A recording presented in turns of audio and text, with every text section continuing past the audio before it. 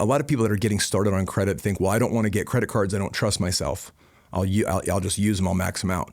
Well, I'm glad you're honest with yourself about your current state, but here's the suggestion. If you've got enough credit to be able to get a credit card for say $5,000 or $10,000, get the card. When it arrives, activate it, and then cut that sucker up so you're not tempted to use it and run it up.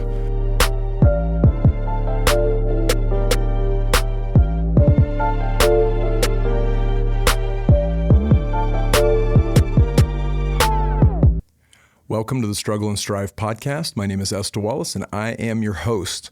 Today, we are talking about credit repair. Your credit score is a reflection of your financial health, and poor credit, unfortunately, can keep you locked out of all kinds of opportunities, whether it's getting reliable transportation, buying a home, or even starting or continuing to build a business. So I've got just a few points that I want to cover today. Hopefully you can find this stuff useful. Maybe it can help improve your score and improve your life. So let's get into it. The first thing I'm going to recommend is that you know your score. If you're starting from absolute zero, you can use what's called annualcreditreport.com, and you can pull your credit report for free at that, I think at least once a year. I'm not here to give you financial advice, and I'm not an attorney. Do your own research and consult professionals always. What I like to use, if you're more comfortable with a monthly fee, is logging in and getting an account with Experian. So I have the Experian app on my phone, and obviously I can log into it from my computer. This gives me monitoring in real time across all three credit bureaus.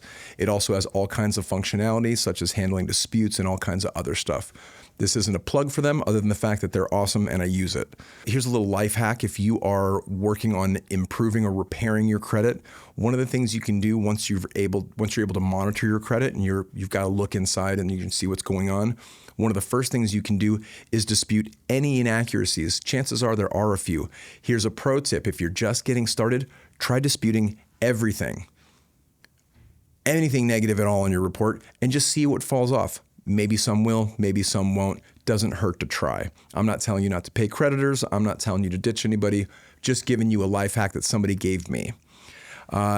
Here's the next point I want to talk about, and that's paying down debt. Having debt is a real pain, at least when it's personal debt and it's affecting your score. I'm not making a comment on all debt being bad. I think some debt is really, really powerful as an investment tool. That's not what we're talking about. I'm talking about you getting your score out of the 500s and up into the 800s. Let's work on that. One approach would be to focus on high interest debts first, using strategies like the debt snowball. I want to say it's, what's my dude's name, Danny? He's the Act Your Wage guy.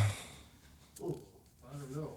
Dave Ramsey. Pretty sure it's Dave Ramsey that quotes the debt snowball. And this is smallest debts first and then building momentum. So that's a great way to do it. If just look at all of the debts you have and pay off the very first one you can afford, and then the next one, and the next one. Yeah, I'm pretty sure it was Dave Ramsey that came up with that idea. Confirm, yes it is. Excellent. The other is the opposite way. Some people want to pay higher interest rates off first. That's called the debt avalanche. Same theory, works the other direction. So start with the big ones and work your way down. However, and there's no right or wrong way to do it. The only wrong way to do it is to not do it. Your credit really reflects where you're at financially, and if you want to get ahead financially, having good credit is a must. So paying down debt. The next big thing that's going to affect your score is building positive history. So if you're starting from zero and your credit is bad or just unused and you don't really have any credit, I would say try to get a credit card, maybe just from your bank or from Walmart or any place that, Home Depot, any place that'll issue you a retail credit card.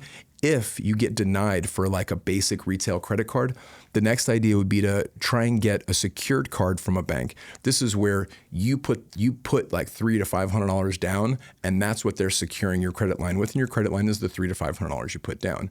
After you have some bill payment history, what they're going to do is they're going to extend your $300 to $500 to $1,000 while keeping just your small deposit. Then they'll increase it to $1,000 over time, and then you can start getting regular retail cards.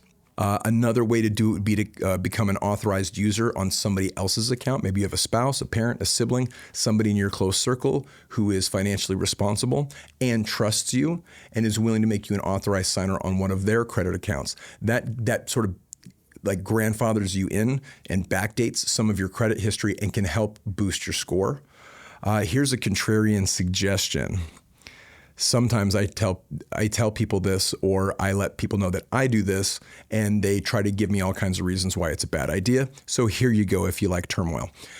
I like to accumulate as many credit cards as I can and don't use them.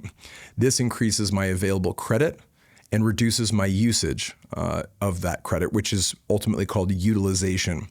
A lot of people that are getting started on credit think, well, I don't want to get credit cards. I don't trust myself. I'll just use them. I'll max them out. Well, I'm glad you're honest with yourself about your current state, but here's the suggestion. If you've got enough credit to be able to get a credit card for say $5,000 or $10,000, get the card. When it arrives, activate it, and then cut that sucker up so you're not tempted to use it and run it up. Then quarterly, I will typically ask on every credit card I have for an increase. Sometimes they give it to me, sometimes they don't. And then I will also get new credit cards. Now, again, contrarian advice, a lot of people are like, hey, I don't want to accumulate all these credit cards. Well, I'm not telling you to accumulate credit card debt. I'm suggesting that you accumulate credit cards that give you available credit, because credit utilization, if you figure I probably have 35 or 40 credit cards that I don't use, and I keep one in my wallet that I use and pay down regularly. So what happens is I have a massive amount of available credit, and I like to keep my utilization under 3% all year round.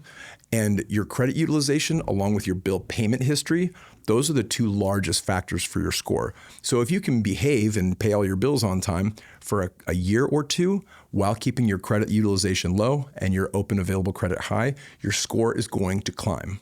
I learned this the good old-fashioned way by somebody teaching me these hacks and just trying it. I'm going to close with this. If you don't know who P.T. Barnum is, he was an entrepreneur from a long, long time ago. I'm not here to tell you if he was a good or a bad guy, but he was a capitalist, and he is quoted by saying that money is a terrible master, but an excellent servant.